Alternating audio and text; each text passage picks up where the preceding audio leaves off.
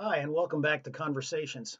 Those of you who've uh, tuned into me before know that I call these little talks that I have simply conversations. I'm trying to encourage conversation. Conversation in which we don't just holler at each other, we don't just talk down the other person's ideas, where we actually listen to them and consider whether they're saying something that is accurate and true. And I think we have some important issues that need to be discussed. They don't need to be shouted at each other, they need to really be discussed. Sometimes they're difficult issues, and I think I have one of those today. I live in New Jersey right now, and the governor of New Jersey is about ready to do this. I saw on the news a couple weeks ago that also the new governor of New York is also considering doing it. A number of years ago, the governor of Colorado did it, and a few years after that, he said the decision had been reckless.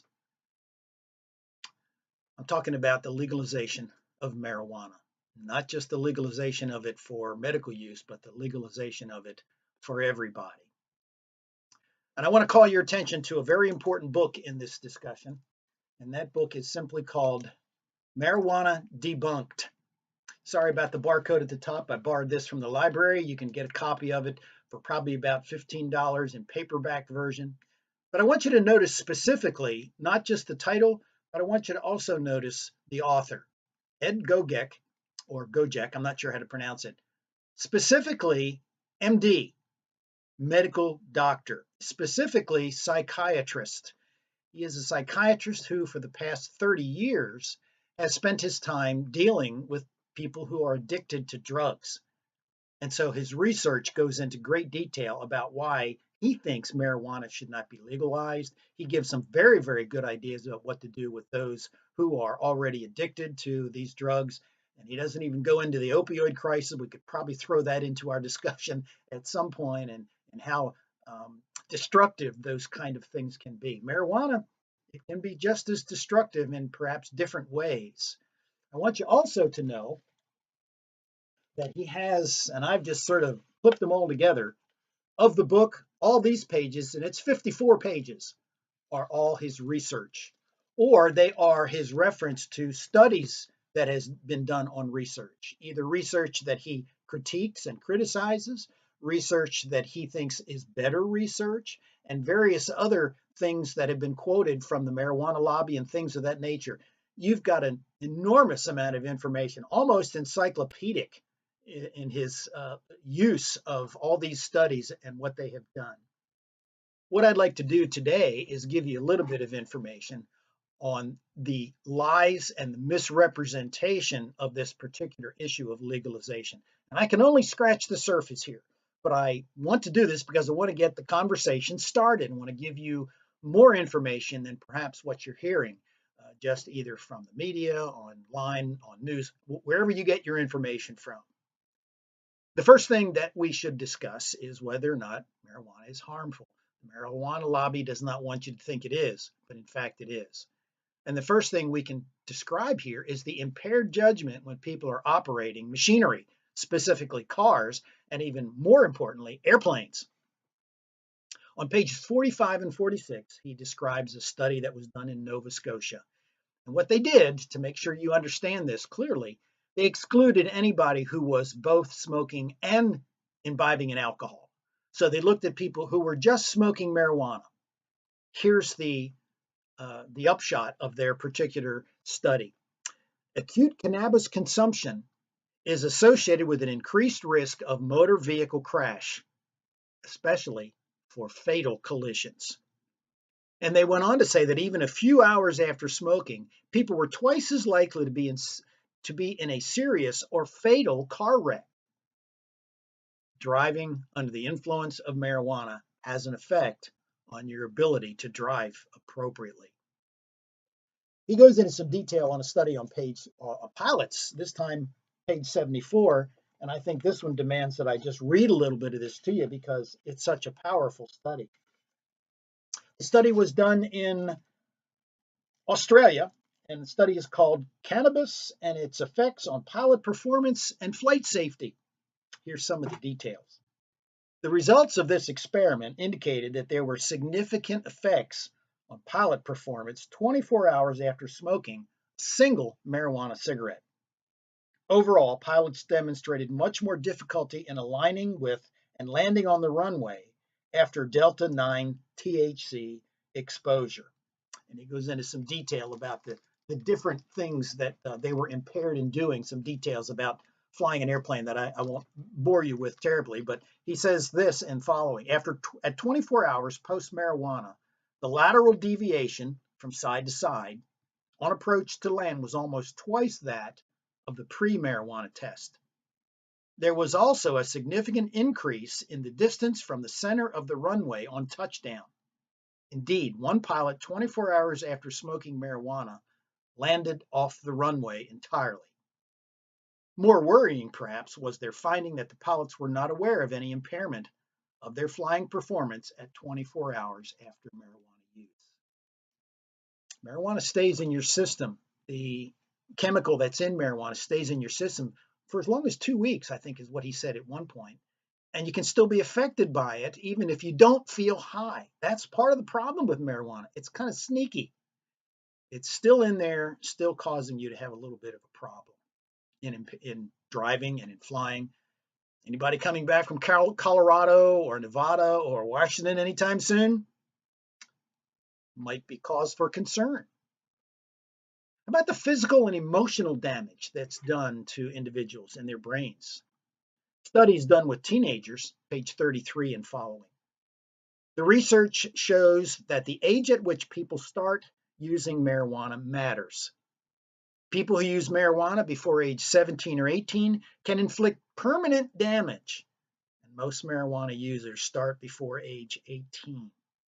In terms of student performance, page 76, they skip class more often. They don't get back to some sort of normal schedule of coming to class and doing homework until as long as 3 months after quitting, finally. Marijuana is psychologically harmful and addictive, if not physically so, certainly. Do we really want to make it easier for teens to get their hands on it? I think not. Let's talk about what I call the get out of jail free argument. And it goes something like this. Legalizing marijuana would decrease the prison population by such an enormous amount that it would save a lot of money because a large number of imprisonments are for possession only. Well, when you start looking at the details and the facts and figures and the percentages, that argument turns out to be entirely false. First of all, about 24% of all inmates were there for drug crimes. 9% of them were there for mere possession. However, many of those for mere possession were there with intent to sell. And police will often use the possession charge when they can't make other charges stick, when they don't have enough evidence for trafficking charges. So the prison population, though it may seem to be very high, begins to reduce itself when you see the real figures behind exactly why they're in prison for possession. There are also a percentage of those people who may have committed non-drug crimes, but the police perhaps couldn't make it stick. When you reduce the percentage of all of those, you come down to about 0.5% were there simply because of mere possession and nothing else. That's 1/2 of 1%. And legalization would actually free the wrong inmates. Nearly 90% of people in state prison for drug crimes are there for trafficking. In federal prison, it's almost 100%. You may think that freeing them and not making it a crime would be good for society, but you're putting people back on the street who would probably find a way to use it or to sell it again on the black market or do some other means of making money off of marijuana that probably isn't going to be legal no matter how legalized or how much we legalize selling marijuana. Legalizing marijuana will not free up police time either. In fact, some police forces say they really don't spend that much time going after people just for possession. If they get somebody that's selling it and they can get them on the possession charge, that's what they do. He goes into a bit more detail on that, and I encourage you to take a look at it. The last argument is one I simply call, if alcohol, why not marijuana? And I think there's two ways you may hear this particular argument being used. First of all is the fairness argument. Well, it's only fair that people who want to smoke marijuana should be able to smoke it. And we could also ask the question of that particular argument, well, fair to whom? Just the people who want to smoke? Is it fair to those who would be involved in more auto accidents that are caused by it and families who are wrecked because they lost a loved one?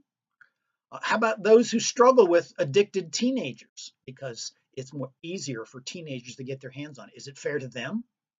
Is it fair to our work environments that are affected by the loss of work time? Fairness argument may not be the best argument. A corollary to what I call this fairness argument is simply the let's make another bad thing easier to get argument. And that simply is, look, we got alcohol. We know it's bad, and we kind of know marijuana is bad, but why shouldn't we just get it? Because we already got alcohol. The assumption behind that argument, even though people may not think of it this way, is, look, we got one bad thing. Let's just add another bad thing to what makes it easier for people to get. Not so sure that's the kind of argumentation we want to get into. Or no, I'm not sure it makes a whole lot of sense for society in general to do that kind of thing. Think about it and talk about it. My intent here is for you to be informed about the lies that are perpetrated by the marijuana lobby, by bad journalism, and organizations simply trying to promote the legalization of marijuana. Sometimes there are a lot of lies involved in what they say, and they skew the particular studies that they use or don't give you part of the information you need. I haven't spent any time, even though the doctor spends a great deal of time on the medical marijuana issue. And I'll just leave that one up to him because I don't have enough time to really go through all that. I just want to get the conversation started today. What I want you to do is to be ready when you hear these false arguments. Your friends and family may be surprised just how much misinformation they've been given. And maybe if you have any opportunity to influence the political process, I would certainly encourage you to think about using this book as a conversation starter. I think many politicians are beginning to make some very misinformed decisions about this issue. And I would take a step further from saying that legalizing marijuana is a bad idea. I'd say it's really even a very dangerous idea. Have some conversation, read the book, get well informed. Thanks for listening today.